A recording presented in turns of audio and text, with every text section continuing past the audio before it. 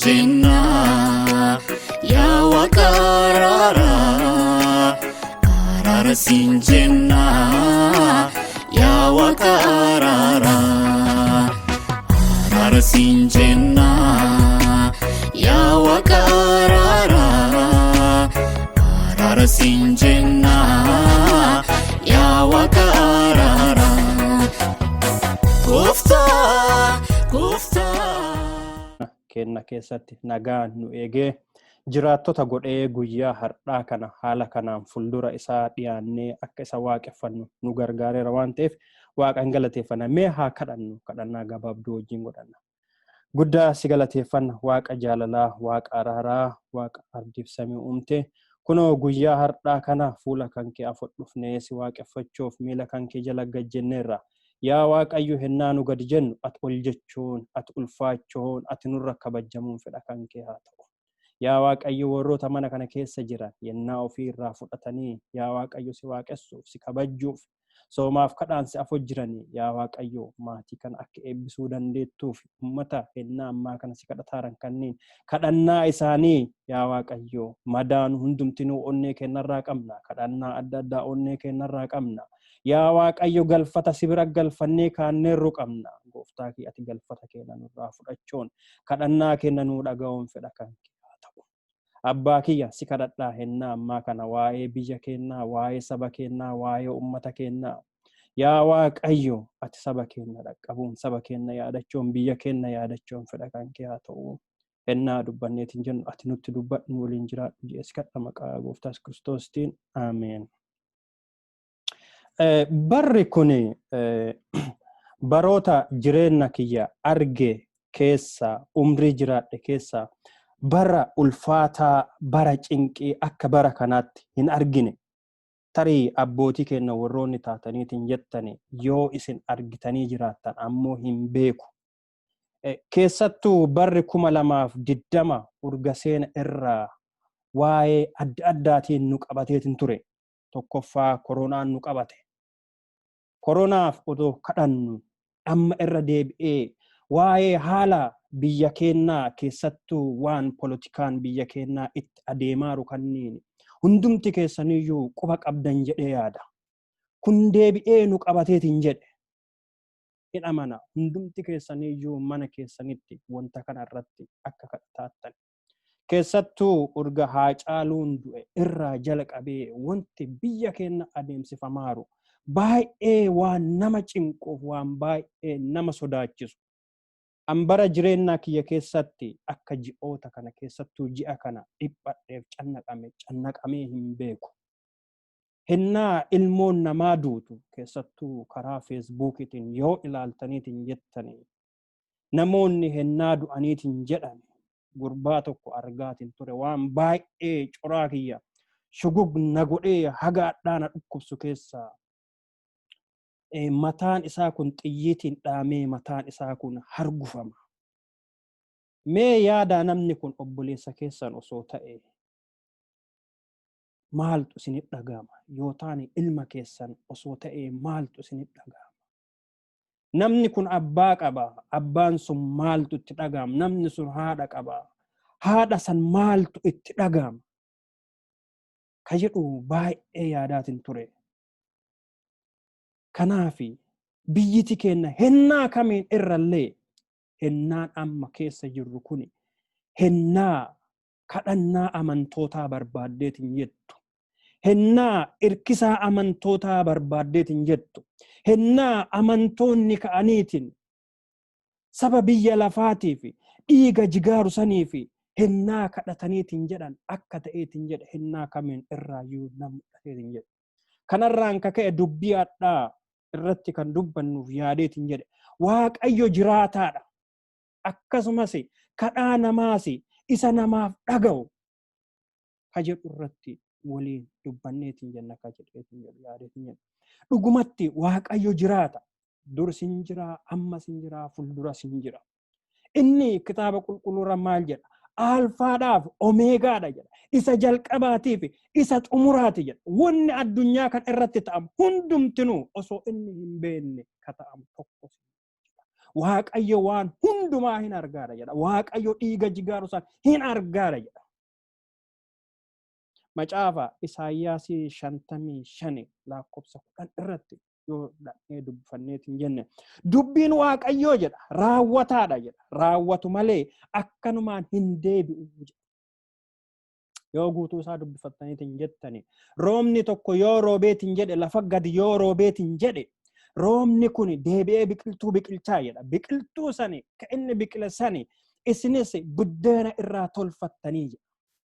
Akkuma roobni hennaa lafa roobeetiin jedhe duwwaa hin deebine. Sagaleen Waaqayyoollee akkasuma Waaqayyo jecha yoo baaseetiin jedhe Waaqayyo yoo jedheetiin jedhe wanti hin ta'amne tokkollee hin jiru. Kanaafi obboleewwan kiyya abbootii kiyya hawwata kiyya wanti Waaqayyoon akka gaafannu barbaachiseetiin jedhu Waaqayyo jecha akka baaseetiin jedhu Waaqayyo jecha ofii akka ergeetiin jedhu keessattuu saba keennaaf hennaa kana. Yaa Waaqayyo ati jechuma kan kee ergi. Yaa Waaqayyo ati sagalee kan kee ergi. Addunyaa saniif nagaa jedhii sagalee kan kee ergi. Qe'ee gaddi itti galeef nagaa jedhii sagalee kan kee ergi. Biyya hammeenni dhiinni itti jigaaru saniif nagaa jedhii sagalee kan kee ergi. Jennee yoo waaqabboonneef jenne dhugumaan Waaqayyo biyya saniif sagaleen inni ergeetiin jedhu nagaa buuseetiin jedha. Innaa namtichaan Kiristoos dhaqee ilma kan kee dhufee si fayyisaa jennaaniin waa Kiristoos mani cubbamaadha manni kiyyas cubbamaadha ati as teettee yoo jecha kan kee ergite an hin amanaa ilmi kiyya hin fayyaa. Akkasuma adda Kiristoosin yaa Waaqayyo ati kaleessallee naa waqa dinqii hojjetaatiin turte adda jecha kan kee ergi sabni keenna ummanni keenna cunqursaa jala jira boo'icha jala jira.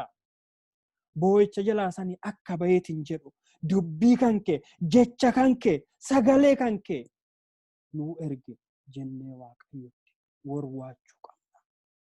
Maafi dubbiin Waaqayyoo raawwataa waan ta'eef dubbiin Waaqayyoo dhaqeetiin wanta san waan gochuu danda'uuf jechaadha. Ibroota boqonnaa 4 lakkoofsa 19 irratti akkas jedha. Dubbiin Waaqayyoo jedha jiraataadha jedha.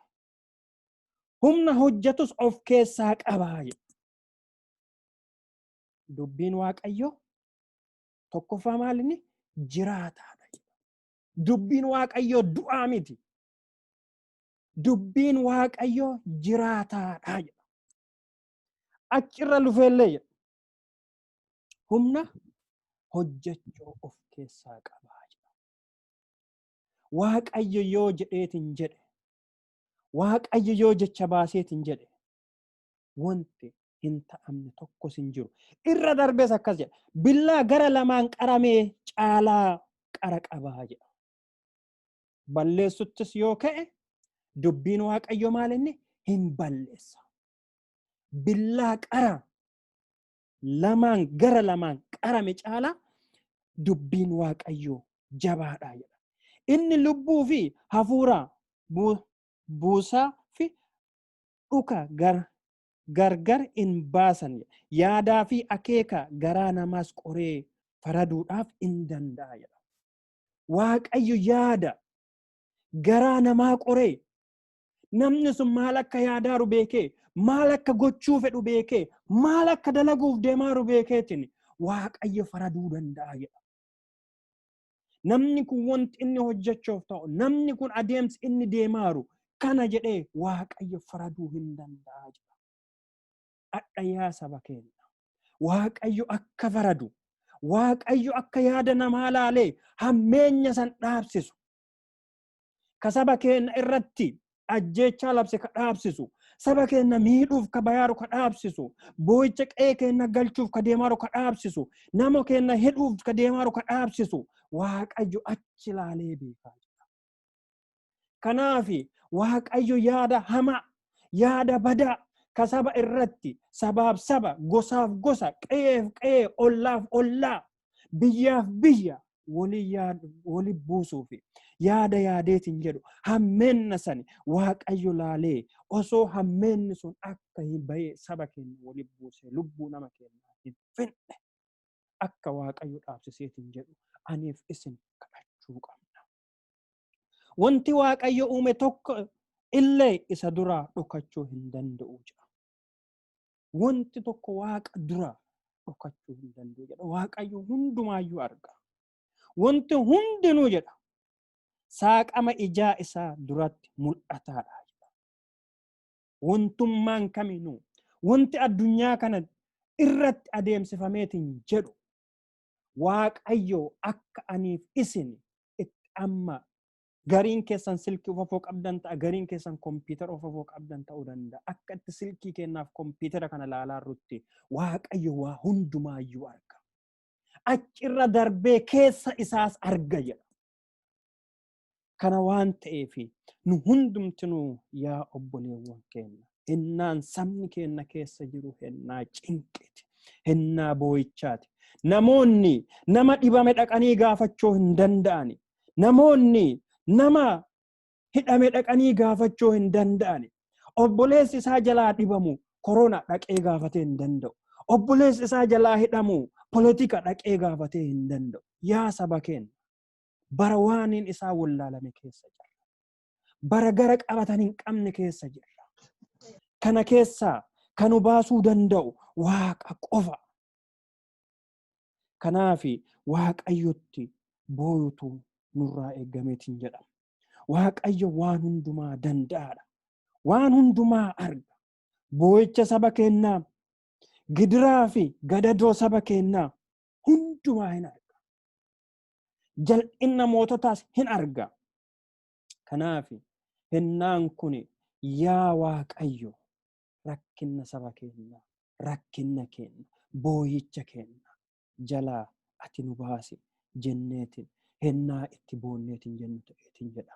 Sabni Israa'elii gaafa biyya Gibxiititti rakkinna jalatti, gadaddoo jalatti, boo'icha jalatti, garbicha jalatti, garbummaa jalatti hidhamanii gaafa taa'aatiin turan sani Waaqayyotti bu'aniitiin jedhani.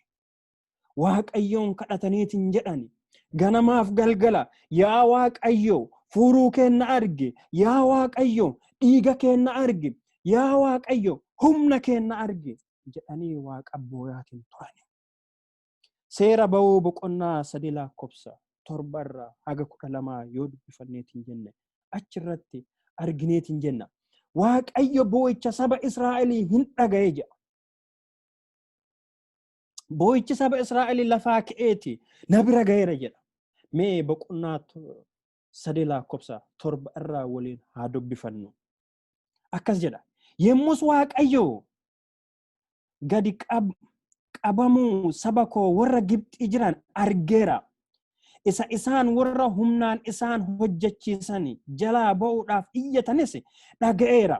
Dhiphinna isaanis an beeka.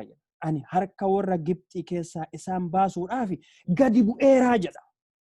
Yaa saba Waaqayyo argitanii. Gaafa Waaqayyoon kadhanneetiin jenne, gaafa Waaqayyotti ceem'oo tokko malee, dadhabbii tokko malee Waaqatti gaafa boonneetiin jenne, Waaqayyo samii irra taa'eetii miti kafaradu gadi bu'eeti. Waaqayyo saba keennaaf gad haa bu'u. Waaqayyo saba keennaaf lafa haa ijjatu. Muusetti gaafa dubbatu ani boo'icha isaanii argeera jedha. Kana gochuudhaafis isaan rakkinnaa baasuuf gadi bu'eeraa jedha. Biyya sana keessaa gara biyya gaariitti jedha. Biyya bal'atti, biyya aannaniif damma baasutti lafa Kana'aanotaa fi Heetota, Amaarotaa fi Perzoota, Hiwwotaa fi Yebuusotaatiin ol isaan nan baasaa jedha. Biyya dhadhaaf damma baasu, biyya rakkinni keessa hin jirre, biyya bal'atti isaan nan baasaa jedha. Waaqayyo ennaa saba Israa'eliitiif kadhannaa isaanii dhagayeetiin jedhe gadi bu'ee akka dubbateetiin jedhe argineetiin jenne. Gadi lufnee lakkoofsa 11 irraa yoo dubbisneetiin jenne akkas jedha. Museen immoo jedha. Yaa Waaqayyo gara mootii Gibxii dhaqee saba Israa'elotaa biyya Gibxii kanaan baasuuf ani eenyu? argitanii Museen yaa waan dhana saba kana dhaqeeti saba guddaa kana nugusa san fakkaatu nugusa sodaachisaa san harkaa fuudhuufi ani eenyunnini jedheeti Museen Waaqayyoon gaafateetiin jedhe yaa saba Waaqayyo adhanus nu eenyu jechoo dandeenya ta'a ani eenyunni jechoo dandeenya ta'a yookiin wanti kun nan galchu an kiristaana wanti politikaa nan galchu jechuu dandeenya ta'a yaa saba Waaqayyo booyichi obboleessa keenyaa nu galcha dhibeen obboleessa keenyaa anaaf isin galcha hidhamuun obboleessa keenyaa anaaf isin galcha keessattuu warra kiristaanotaa caalaa eenyuun hin galchu hinnaasanii Waaqayyo Museen maal jedhe ansi wajjin jiraa beena jedhe yaa saba Waaqayyo an eenyu namni jetta yoo jiraattani Waaqayyo isin wajjin jira Museen adda saba keenyaaf jiru anaaf isini Museen adda saba Itoophiyaatiif saba Oromootiif dhaabachuu danda'u anaaf isini kanaaf yaa saba Waaqayyo kadhannaan Waaqa fuulduratti deebinee saba keenyaaf biyya keenyaaf mootii biyya Itoophiyaatiif kadhannee Waaqayyo saba saniif nagaa biyya saniif nagaa ummata keenyaaf nagaa akka fiduu danda'u kadhageenya Waaqayyo nuuf haa eebbisu.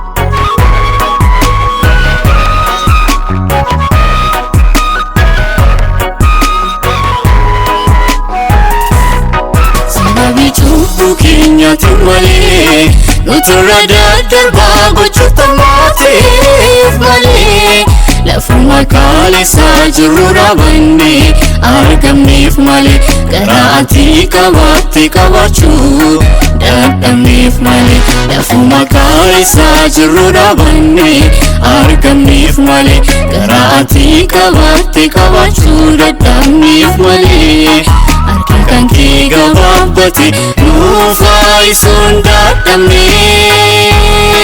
urri kee soodode iyya keenya dhaga'uun dadhabnee harki kan kee gabaabbate nuuf haayisuun dadhabnee urri kee soodode iyya keenya dhaga'uun dadhabnee Gooftaa baay'ee si yakkine waan hundumaan si gammachiifne ati harka kee nurra kaabime Gooftaa baay'ee si yakkine.